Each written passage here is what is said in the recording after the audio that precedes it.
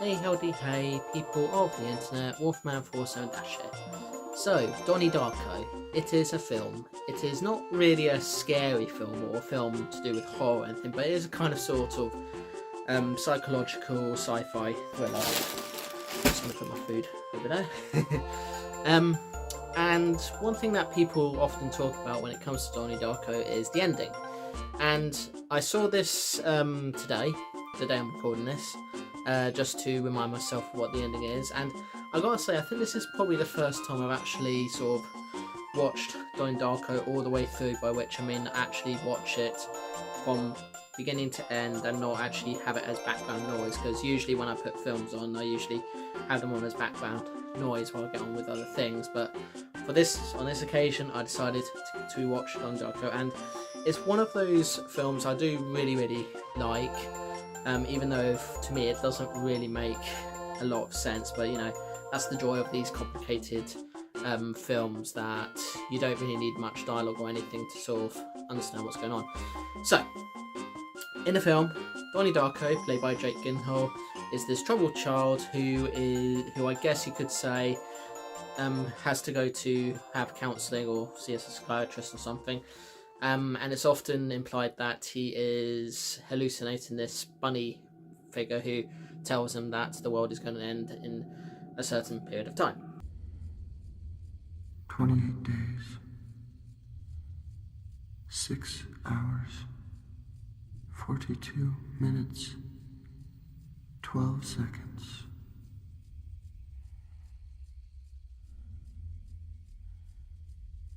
That is when the world will end.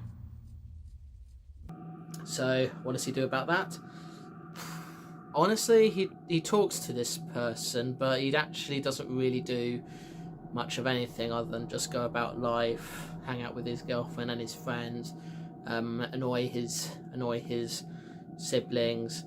And it's not until towards the end where we actually realise he is going to have to do something, and that's where the sort of confusion appears, because there's a lot of things to take into account. There's the mission that he's given, the sacrifice he made, and all this other stuff as well. And many people often wonder what is the ending? Why did he die in the end? Because in the ending, it's implied that he, and obviously spoilers because it is to do with the ending, it's implied that he died.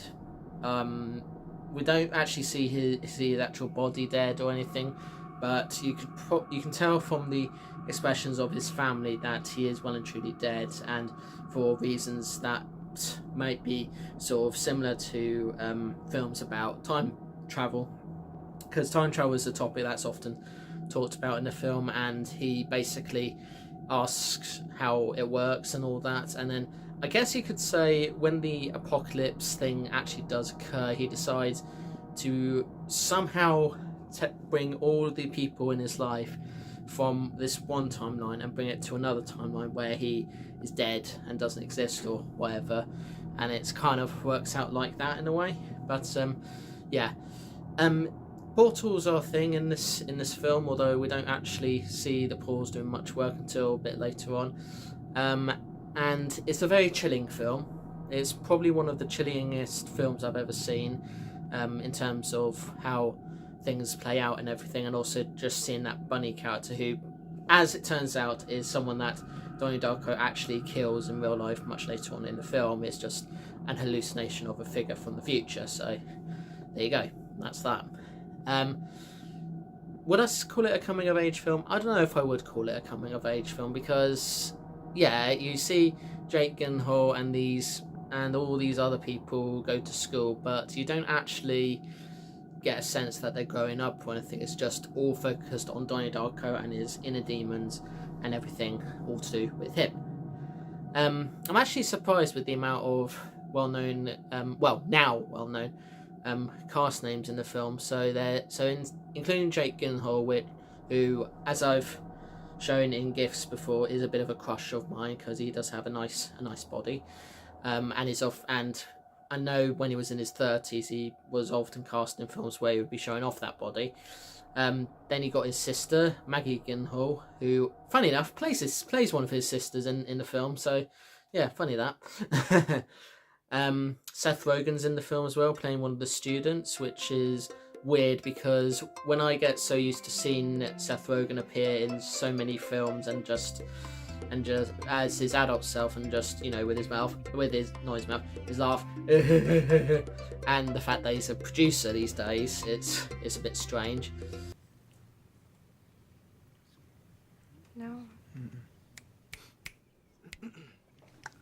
Yeah. What if the parents like put in pictures of Satan or like dead people, crap like that? Is that what you'd show your kids? Well, I mean, didn't your dad, like, stab your mom?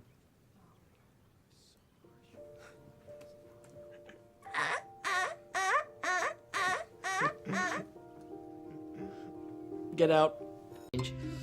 And I know there's probably some other well-known names that are in the film, but I forget who they are called. But yeah, they're like the main three people that I remember seeing after watching it today. I also kept thinking I saw Brendan Gleeson as well as the father character, but as it turns out, it's not him at all. It's someone else that just happens to have a very similar face to him, which I guess kind of makes sense because it is meant to be an American film. So, yeah. So, yeah, I think it's best to say that when it comes to Donnie Darko, the ending is very much a sort of sacrificial kind of ending. Not in the sense that it's too anticlimactic, like lots of films I've seen, but more sense of, oh, there's something going to happen to his world and he needs to do something to stop it.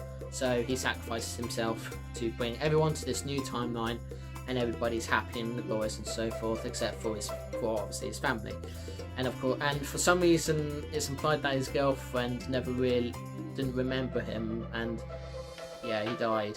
And something kind of tells me that much of the film actually doesn't actually happen, cause as a result of him sacrificing himself in the timeline. Like, you get the bit where the house kind of blows up or something, but and then the rest, and then you watch the film, and then all of a sudden it gets back to that point. You see the policeman there, and yeah, it's not really clear as to whether that's actually happened or not.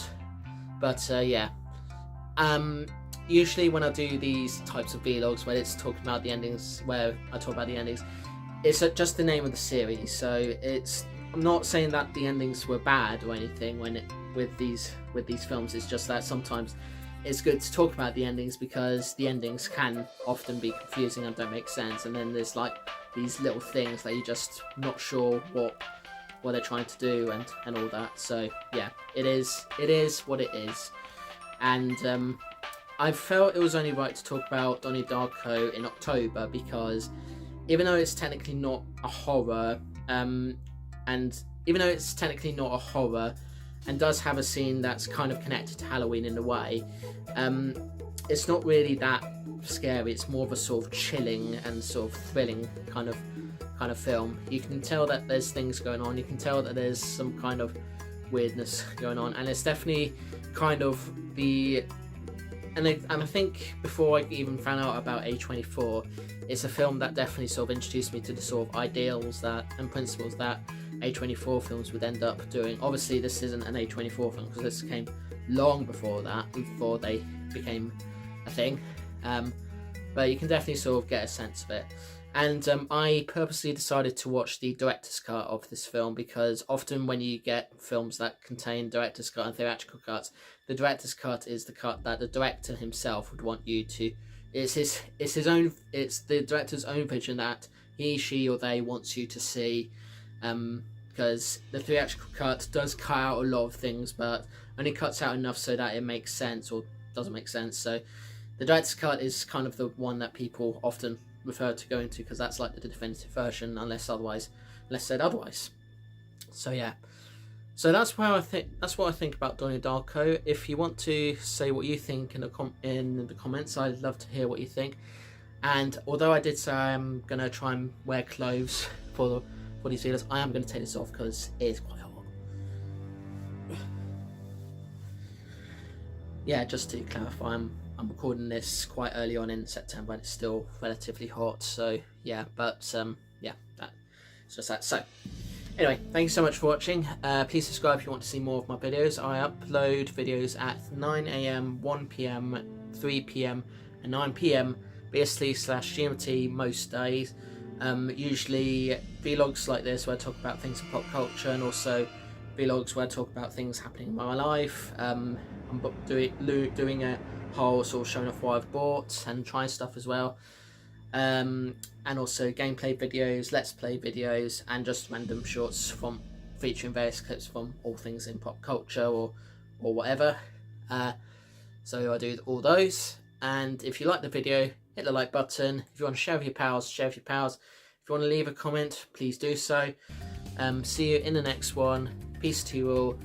And I'm trying to think of something I can end this video on, because it is probably one of the most complicated endings I've seen so far, and I think maybe just take the advice. If you see someone from the future, take their advice, but maybe try and do stuff that is kind of sort of against what they're trying to say, because keep in mind the only people from the future that come and visit you only exist because of events that have happened, and therefore if they try and usually it's a case of if they try to interfere, then your present will be changed fundamentally, which means they cease to exist. So well, I don't know.